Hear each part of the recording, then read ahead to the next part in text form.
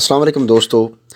Saudi अरब में तबलीगी जमात पर पाबंदी आयद कर दी गई है और ये पाबंदी आयद करने की वजह ये बताई गई है कि इस जमात का ताल्लुक़ दहशत गर्दी के साथ जोड़ा गया है। सऊदी अरब के minister for Islamic affairs doctor Abdul Latif Sheikh उन्होंने जुमे के खुतबे में ये ऐलान किया है कि तबलीगी जमात को बैन कर दिया गया है और इनको डेंजर टू सोसाइटी करार दिया गया है और ये कहा गया है कि ये दहशत गर्दी के लिए एक गेट या दरवाज़े की हैसियत रखते हैं। यानी इस जमात का लिंक जोड़ा गया है दहशत गर्दी के साथ और सऊदी अरब में इसको इसी बहाने से बैन किया गया है। साथ ही उन्होंने ये कहा कि ये जो जुम्मा आने वाला है, आने वाले जुम्मे में पूरे मुल्क की मसाजिद में चूँकि वहाँ पर खुतबा लिख कर इमाम को दिया जाता है, तो तमाम जो मसाजिद हैं सऊदी अरब की, वहाँ पर जो इमामों को या आइमा कराम को खुतबा दिया जाएगा उसमें ये बताया जाएगा कि वो वाज़िया ऐलान कर दें कि ये जमात, इसको यहाँ पर दहशत गर्द करार दिया गया है, लिहाजा कोई बंदा इस जमात के साथ कोई ताल्लुक़ ना रखे और अगर कोई ताल्लुक़ रखता है तो फिर वो सज़ा के लिए तैयार रहे। इसके अलावा उन्होंने अवाम से भी कहा है कि अगर उनको वहाँ पर तबलीगी जमात की कोई एक्टिविटीज़ नज़र आती हैं तो सऊदी अरब की अथॉरिटीज़ को, पुलिस वग़ैरह को इन्फॉर्म करें और उनके ख़िलाफ़ वहाँ पर एक्शन लिया जाएगा। इसके साथ साथ मीडिया के ज़रिए ये बात तमाम लोगों तक पहुँचा दी गई है सऊदी अरब में कि वहाँ पर ये जमात बैन है, लिहाजा तमाम लोग इस जमात से दूर रहें। अगर दूर नहीं रहते तो फिर कानूनी कार्रवाई के लिए तैयार हो जाएं। तो दोस्तों, इस बड़ी ब्रेकिंग न्यूज़ के साथ ही ये बात अपने जहन में रख लें कि पाकिस्तान के जो मुकातबे फ़िक्र सऊदी अरब से फंडिंग लेते थे और उनके गुण गाते थे, उनकी हर गलत और सही बात को जस्टिफाई करते थे, अब वो दौर, अब वो दिन जो हैं वो ख़त्म हो चुके हैं। इसके साथ साथ एक और बात का अंदाज़ा भी हो रहा है कि मोहम्मद बिन सलमान, जिनकी उम्र सिर्फ 35 साल है, यंग ब्लड हैं, अमेरिका और यूरोप की यूनिवर्सिटीज़ से पढ़े हुए हैं, जिस बंदे ने उनके माइंड को रीड नहीं किया था उसने बहुत बड़ी गलती की थी। क्योंकि वो सऊदी अरब को मुकम्मल तौर पर बदलने का इरादा कर चुके हैं। मोहम्मद बिन सलमान के जो आबा व अजदाद हैं, उनके वालिद हैं जो शाह सलमान या उनके जो चचा वग़ैरह हैं, ये तमाम लोग पाकिस्तान में उलमा के अंदर एक बड़ा नुमायाँ मुकाम रखते थे। पाकिस्तानी उलमा उनके हाथों पे बैत करते थे, उनसे मिलना बड़े फ़ख्र और बड़ी एक इज़्ज़त और एहतराम की अलामत समझा जाता था। उसके बदले में वहाँ से वो लोग मुख्तलिफ़ जमातों को फ़ंडिंग भी करते थे। उसके हमारे यहाँ फ़ायदे तो कम नज़र आए, ज़्यादातर हमें ओवरऑल उसके नुकसानात ही हुए हैं। इसके साथ ही वो दौर भी ख़त्म हो चुका है। तो अभी पहले हम बात करते हैं तबलीगी जमात के हवाले से। हम सब लोग तबलीगी जमात को अच्छी तरह से जानते हैं। तबलीगी जमात आज तक किसी दहशतगर्द एक्टिविटी में मुलव्विस नहीं पाई गई। अब ये सऊदी अरब की तरफ से एक्शन लिया गया है, इसकी वजूहात क्या हैं, आहिस्ता आहिस्ता ये भी मंजर आम पर आ जाएंगी। लेकिन ये एक्शन लेने के बाद सबसे ज़्यादा इस वक्त शादियाने बज रहे हैं इंडिया में।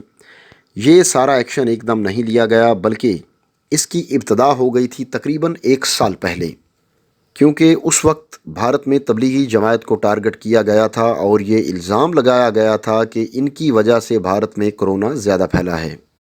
अब इसके बाद अगला स्टेप आएगा कि तबलीगी जमात के मदारस को बंद करें ताकि कोरोना वायरस के नाम पे कि ये वायरस ना फैल सके।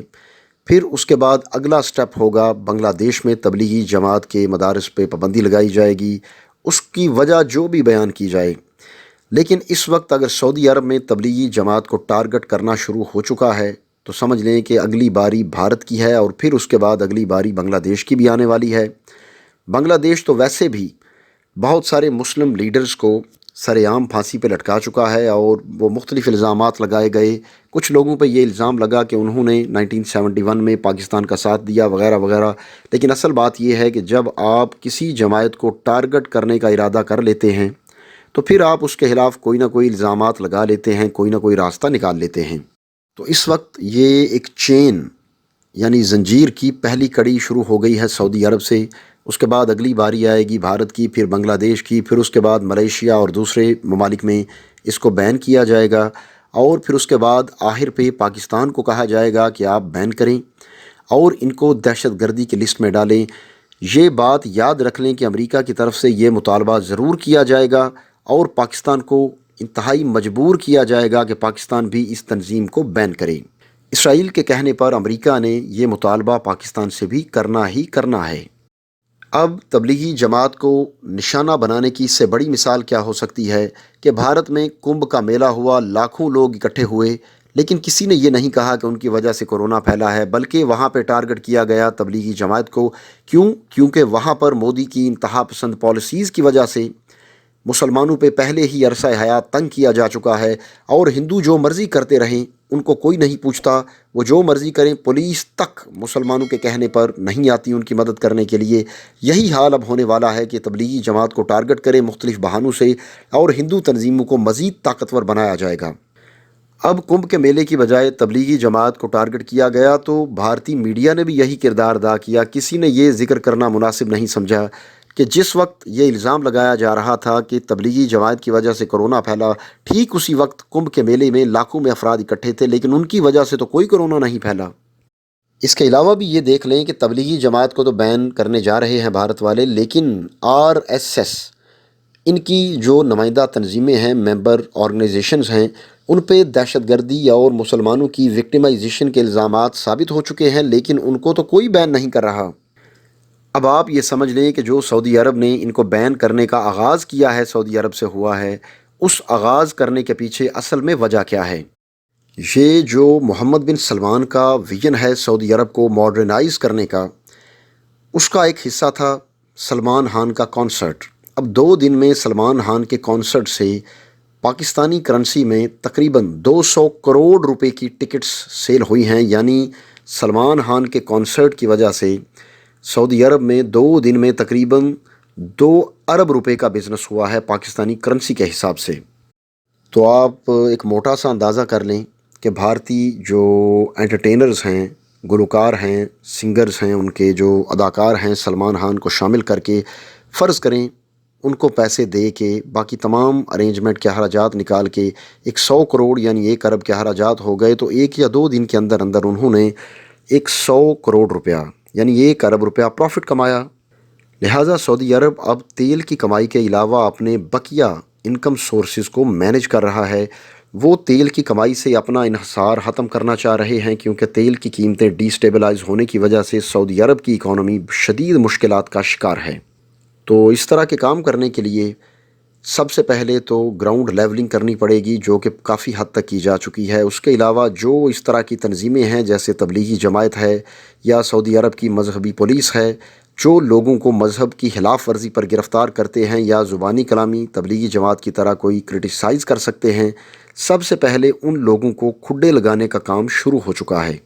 کیونکہ اگر وہ ایسا نہیں کرتے تو ایک سائیڈ پہ وہ میوزک، سینماز اور کنسرٹ کروا رہے ہیں، اور دوسری طرف وہ ساتھ تبلیغی جماعت کی طرح کی تنظیموں کو اجازت دے رہے ہیں وہاں پہ ان چیزوں کو کرٹیسائز کرنے کی، تو سوسائٹی تو واضح طور پر 2 حصوں میں تقسیم ہو جائے گی۔ لہٰذا محمد بن سلمان یہ واضح کر چکے ہیں کہ وہ اس طرح کی کوئی غلطی نہیں کریں گے جو ان کے بڑوں نے کی تھی، یعنی وہ مان چکے ہیں کہ ہمارے بڑوں نے مذہب کو سیاست کے لیے استعمال کر کے غلطی کی تھی، اور اس کی وجہ سے ملک ان کا پیچھے رہ چکا ہے۔ ان کے ذہن میں جو ویژن ہے یا جو رول ماڈل ہے ان کے اپنے خطے میں موجود ہے، وہ ہے دبئی۔ وہاں پر حکومت چند سال کے اندر اندر اپنی اس طرح کی پالیسیز کی وجہ سے دبئی کو ایک ریگستان سے انہوں نے بلڈنگز کے جنگل میں تبدیل کر دیا ہے۔ ٹورزم دیکھیں دبئی کا، عالمی جو معیشت ہے اس کا بہت بڑا مرکز بن چکا ہے، ملٹی نیشنل کمپنیز کا مرکز ہے۔ وہ سعودی عرب کو بھی اسی طرز پر ڈھالنا چاہ رہے ہیں، اور وہ چاہتے ہیں کہ دبئی کی طرح عالمی میلے لگیں وہاں پر میوزیکل ہالز ہوں، کنسرٹ ہوں، اور عالمی جو انٹرٹینرز ہیں، جو ایکٹرز ہیں، شوبز پرسنالٹیز ہیں، ان کے حوالے سے جتنے بھی انٹرنیشنل لیول کے فنکشنز ہوتے ہیں، جو چیزیں ہوتی ہیں، وہ تمام چیزیں سعودی عرب میں بھی ہوا کریں۔ لہٰذا یہ تمام چیزیں کرنے کے لیے وہ یہ ڈیسائیڈ کر چکے ہیں کہ تبلیغی جماعت کو وہاں پر ٹھہرنے نہیں دیا جائے گا۔ ان سے پہلے جو کنگز، بادشاہ گزرے ہیں، وہ آپ ان کے والد شاہ سلمان کی بات کر لیں، شاہ عبداللہ کی بات کر لیں، شاہ فہد، شاہ فیصل، شاہ خالد کی بات کر لیں، وہ تمام لوگ پاکستان کی تنظیموں کو فنڈنگ دیتے تھے، مساجد میں ان کی ممبروں پہ ان کی تعریفیں کی جاتی تھیں، ان کے حق میں دعائیں کی جاتی تھیں وغیرہ وغیرہ۔ لیکن محمد بن سلمان کا سوچنے کا انداز بالکل ڈیفرنٹ ہے۔ وہ کہتے ہیں ہمارے بڑوں نے غلطیاں کی ہیں، آپ بزنس کی بات کریں۔ ان کا یہ کہنا ہے کہ ہم ان لوگوں کو بھیک دیتے ہیں، کبھی پیسوں کی بھیک دیتے ہیں پاکستان جیسے ملکوں کو، کبھی ادھار پہ یا مفت پہ تیل کی بھیک دیتے ہیں، تو ہم نے ان کو غلط عادتیں ڈالی ہوئی ہیں، لہٰذا اب وہ غلط عادتیں ٹھیک کرنے کا وقت آ چکا ہے۔ اسی وجہ سے وہ پاکستان کو انتہائی سخت شرائط پر قرضہ دیتے ہیں۔ ان کی شرائط اتنی سخت ہوتی ہیں کہ IMF کی شرائط بھی اتنی سخت نہیں ہوتی۔ لہٰذا وہ کہتے ہیں کہ آپ مذہب کی سمپیتھیز، مذہب کا سہارا لینا چھوڑیں، آپ ٹیبل پہ بیٹھیں اور بزنس کی بات کریں۔ آپ کے پاس ہمیں بیچنے کے لیے کیا ہے اور ہم سے خریدنے کے لیے آپ کے پاس کون سی چیز ہے؟